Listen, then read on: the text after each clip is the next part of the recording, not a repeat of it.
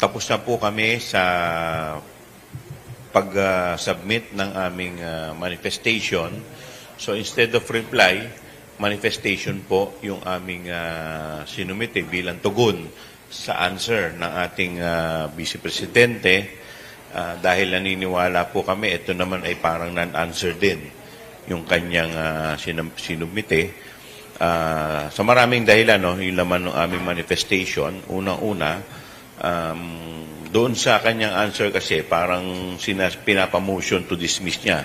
This is like parang motion to dismiss. At naniniwala kami na wala namang karapatan ang o otoridad o power ang Senado para ito ay desisyonan. Dahil ang tanging trabaho ng Senado ay itry at yun po ay maliwanag sa ating saligang batas. The Senate shall try upon receiving the articles of impeachment, the Senate shall proceed to the trial forthwith. So yan po yung maliwanag. So yung the only reason or the only way para ito ay ma-dismiss ay kung nag-render na ng desisyon ang Senado at it's either acquit or ma-convict yung ating Vice Presidente. So, isa po ito sa aming argumento. Pangalawa po, sinasabi rin po namin sa aming manifestation na ang Senado ay hindi po appellate court.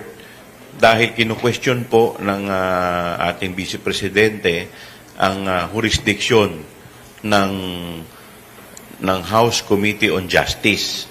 At sinasabi po nila na ito daw po ay walang jurisdiction dito po sa pagtatry ng impeachment. Maliwanag po sa ating saligang batas na ang House ay may exclusive jurisdiction, may exclusive power to initiate impeachment proceeding.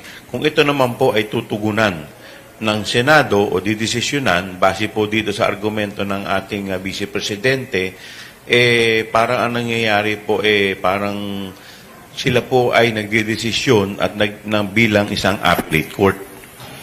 At isa pa po sa mga argumento nila sa kanilang answer ay kino-question nila ang jurisdictional at constitutional proceedings.